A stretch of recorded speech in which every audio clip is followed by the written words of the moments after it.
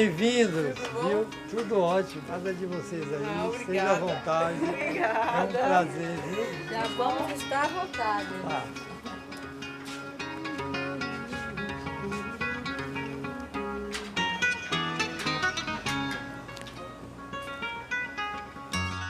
A coisa nasceu comigo.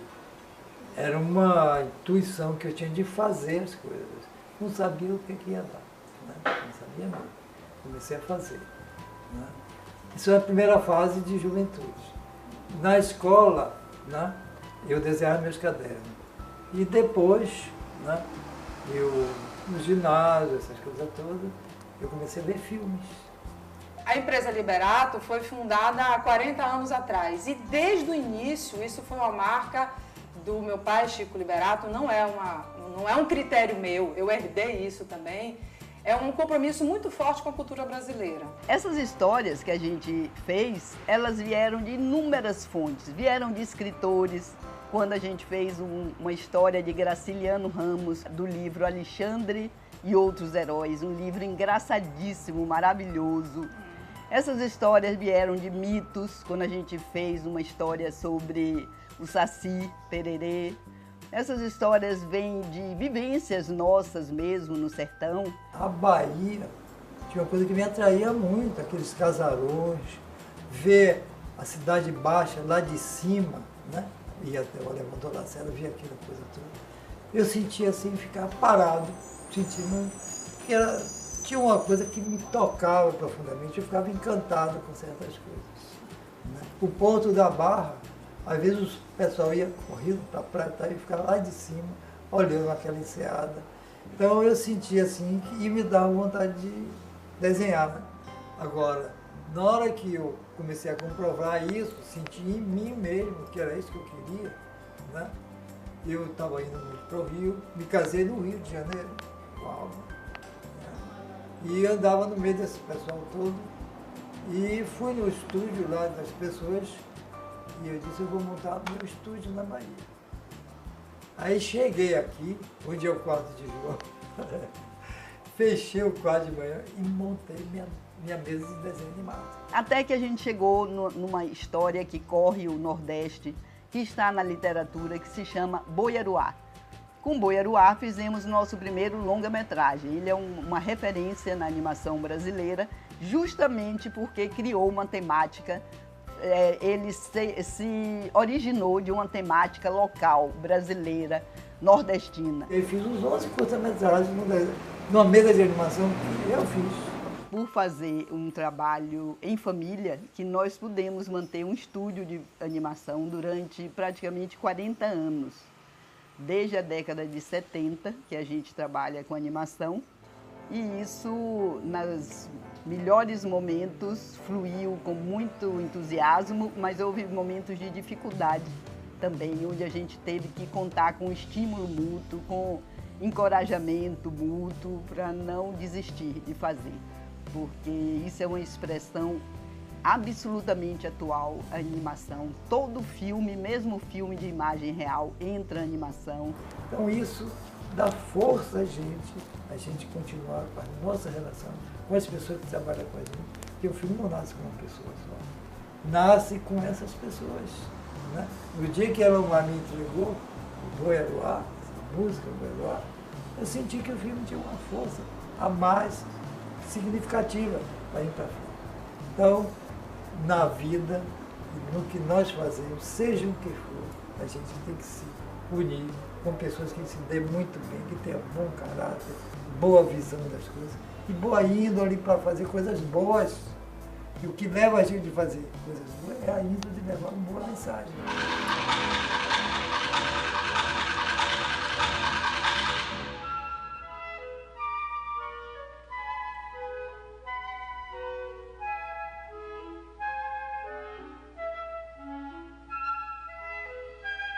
Ó Tiburcio, meu filho, o que é que você tem que está tão judiado, tão esquilangado nessas montanhas? Tenha fé em Deus e paciência que você pega o bezerrinho. Quem pega esse bezerrinho tem tudo que é bom e muita grandeza e muito gado no curral para enricar, igual as estrelas do céu, comparando e igualando com as árvores do campo. Tem mandioca e farinha, se Deus quiser, mandar misericórdia.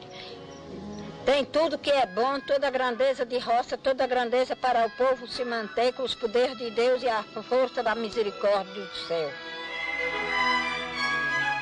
Antigamente, quando o cinema ele era analógico, ou seja, quando ele era na película, o processo de edição de um filme era muito mais engessado, ou seja, a partir do momento que o filme estava todo filmado, que ele ia para a moviola, que era uma máquina imensa, onde a película passava e você fazia os cortes e o filme era editado, aquilo não tinha mais como mudar. Hoje em dia, com o processo de digitalização, é muito mais fácil você mexer no filme. Então, eventualmente, quem faz a trilha sonora pode até interferir na imagem se aquilo for acordado com o diretor. Hoje em dia, eu interajo com o diretor muito mais do que um autor de trilha sonora interagiria com o diretor do seu filme há 20 ou 30 anos atrás.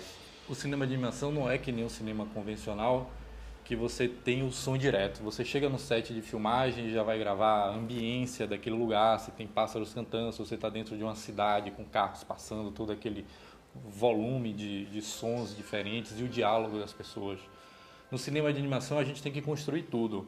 A gente constrói o diálogo que os personagens vão falar, a gente chega no estúdio e grava. A gente constrói as ambiências, se os personagens da animação estão dentro de uma cidade, a gente tem que gravar aqueles sons e colocar. Então, depois que a gente faz esse processo de construir a base, é que a gente vem com a parte musical. E nessa parte musical, praticamente tudo é possível fazer. E a grande coisa de quem faz a trilha sonora é ter o discernimento de saber o que é importante para aquele filme, de identificar quais são as necessidades daquele filme.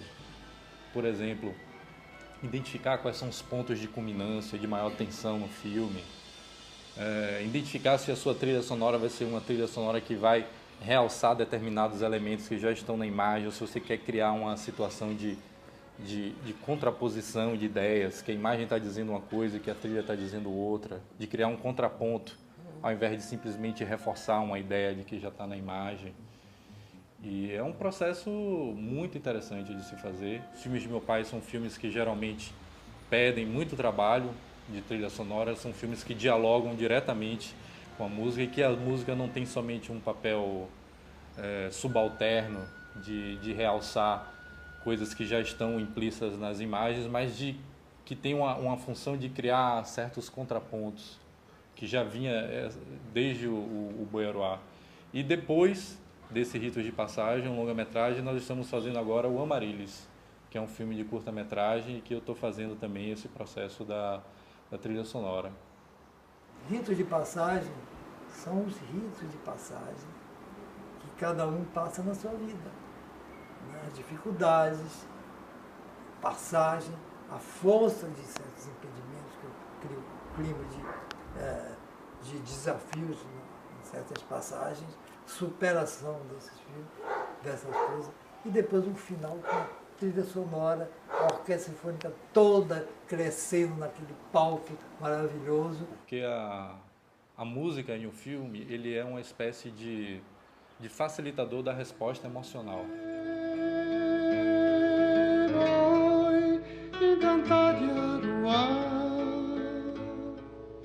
É boi quem haverá de pegar.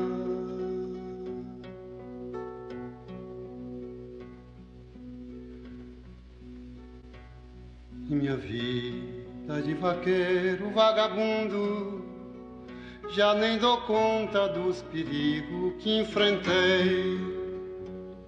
Ah, pois que das nação de gado que há no mundo não tem, não há, não tem, não há um só boi que não peguei. Quando eu comecei a fazer o longa em animação, eu fui conversar com um distribuidor em São Paulo e a gente conversou bastante. Chegou no final da conversa, ele falou assim: você sabe que o sucesso do seu filme não é o diretor, é o produtor.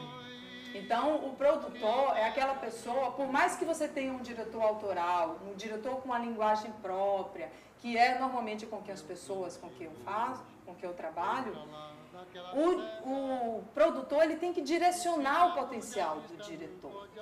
Cada filme tem o seu mercado, cada filme tem o seu orçamento, cada filme tem o seu segmento para acontecer. A animação ela é extremamente trabalhosa. Então, em cada segundo você tem 24 quadros. Então, a princípio, em cada segundo você tem 24 desenhos. Então, hoje existem várias técnicas onde você pode reduzir o número de desenhos, onde você pode aproveitar outros desenhos que você já fez para um outro momento. Então, isso facilita o trabalho, mas é um universo que você cria 24 universos em um segundo. A animação, ela tem aquela coisa assim de que nada é impossível, você pode fazer tudo. E isso como? Dentro da nossa cultura, porque a gente tem que saber que para a gente falar com o mundo, a gente tem que retratar a nossa aldeia. Fernando Pessoa já diz isso. A gente só chega no outro quando a gente tem uma legitimidade para falar do que a gente está falando. E a cultura nordestina nos fascina, porque o Brasil todo vem para cá beber dessa fonte. Então, eu acho, no fundo, que é uma oportunidade que eu tenho de mostrar a nossa riqueza. O Brasil, ele vem crescendo muito no segmento de audiovisual. Assim, eu acho que a única coisa que vem funcionando hoje no Brasil é o audiovisual. Cresceu assim 70%, com a lei que obriga as televisões a exibir conteúdo brasileiro. E a animação é o carro-chefe disso aí.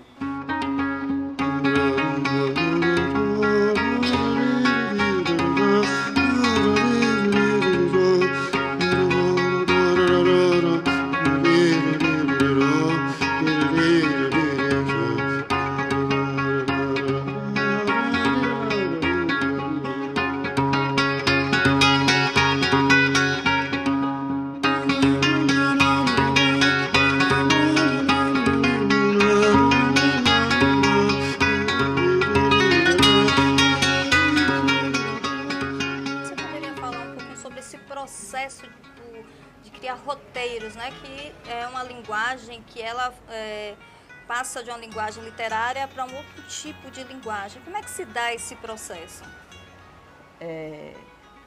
Nós, aqui, principalmente eu e Chico, trabalhávamos com outras linguagens. Eu já trabalhava um pouco com texto, quando iniciei a função de roteirista, e Chico trabalhava como artista plástico. Mas essa área tão nova que é a animação no Brasil, ela é muito sensível às políticas públicas, ao que acontece no governo. E aí aconteceu que a ditadura militar impôs para nós uma mudança de linguagem. Chico saiu praticamente da pintura para fazer a animação e eu também, né? Ambos saímos para não abdicar de uma linguagem expressiva que diz o que a gente pensa e que diz o que a gente quer. Isso é muito importante. A gente, para fazer arte, tem que ter o que dizer. E tem que ter o que dizer vindo da alma, vindo do nosso pensamento melhor para a humanidade. Foi assim que a gente começou. E aí nos adaptamos. Eu fui transferindo aquelas imagens que a gente usa em poesia para dar força a um enredo que tem começo, meio e fim. E, de alguma forma, o fato de Chico ser também tão receptivo a imagens, a pintura dele é pura imagem, ele soube fazer essa simbologia nos filmes. 2 homens cumpriram seus destinos.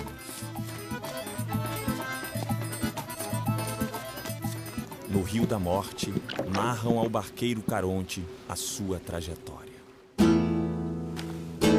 O guerreiro lutou pela justiça em terra sem lei.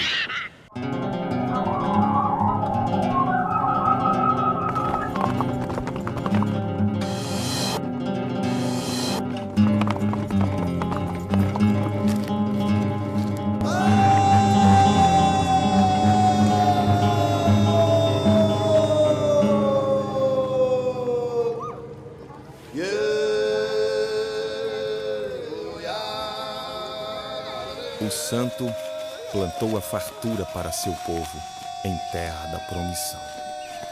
Agora, mais do que nunca, é preciso ser um forte no acerto final perante o anjo e o demônio de cada um. Estou pensando em fazer a história do Brasil. Mas eu tenho sentado e começado a fazer Não tem nada a ver com o Pedro Álvares Cabral. Nem existe. O cara chegou aqui, passou uma semana, voltou para Portugal, morreu uma semana depois lá. Né? E aqui ficou 130 anos para mandar Marquês de Pombal. Quando o Marquês de Pombal chegou aqui, a população falava Inhengatu, uma língua criada aqui no Brasil mesmo, que era mistura de português com tupi-guarani. Aí o Marquês de Pombal falou assim, decretou, quem falar Inhengatu vai ser enforcado. E ninguém mais falou quem queria ser enforcado. Não falando mais Inhengatu. Diz que enforcaram até alguns lá. Para amedrontar mesmo. Então, eu preciso contar a história do Brasil como ela é e que eu não sabia até hoje. Agora que eu estou estudando. Turma, eu estou assim apaixonada por esse mestre das artes, né, que mostra tão ricamente um pouco da nossa história, da nossa identidade, não é isso? É. E dizendo assim, quer levar para casa. Vocês não sentiram a mesma vontade, não?